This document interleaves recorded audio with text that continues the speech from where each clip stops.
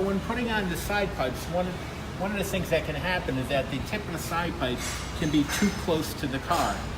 So how we correct that is by using one of these little shims here, or a wedge it's called.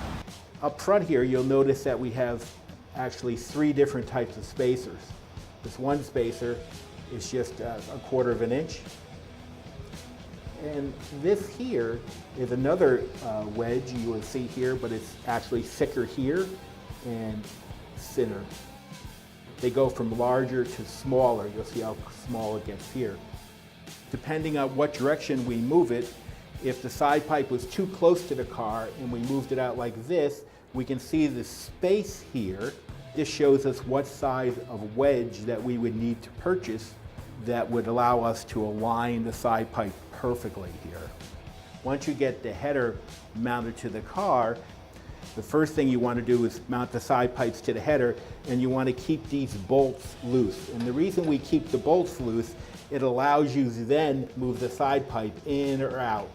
So what happens is that if you look, you'll see that this wedge would work perfectly in here. So we would take the wedge and we would put a gasket on this side of it, and we would put a gasket on this side of it, get it lined up, take the bolts out, separate this, and slide this in here, and then remount the bolts.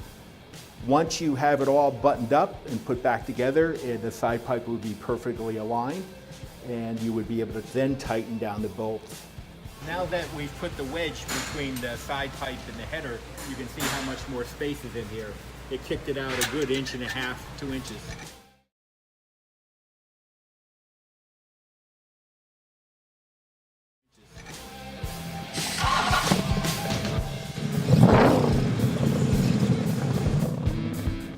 Okay, so what we're trying to do is that the tip of the side pipe is sticking too far.